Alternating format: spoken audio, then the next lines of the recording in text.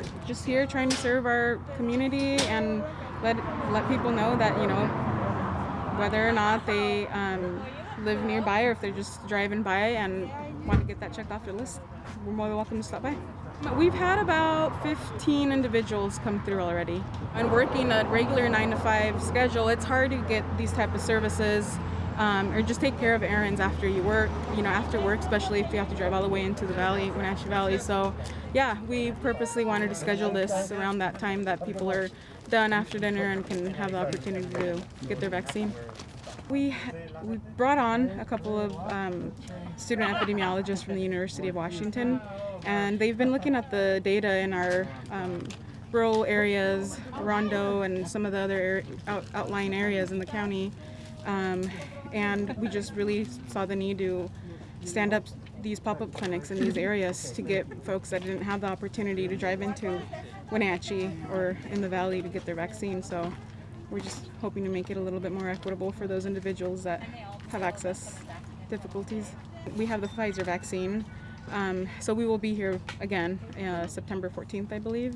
It's kind of hard when you get individuals that we already had one individual who suggested he couldn't be back, but we let him know what other agencies or healthcare organizations in our area are offering the Pfizer vaccine. So we recently got this vaxmobile is what I call it. So hopefully we can start going into these different neighborhoods and rural areas and get more shots in arms.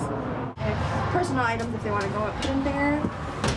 And then here is all medical stuff. So here's like any Meg things as well. Here's non-medical, so all stationary stuff. We have same thing here. And then on this side, but here we have all our needles, syringes, and then more Meg, so masks, gloves, gowns, face masks, shields, and then here we have our sharps containers with extra stuff that we may need. And then we do a temp check every hour, just how our vaccines are controlled, so we can get it. We're trying to get it before we demobilized San Toyota Center. But we got it shortly after, and so we're putting it to good use now. We will be back here in 3 weeks.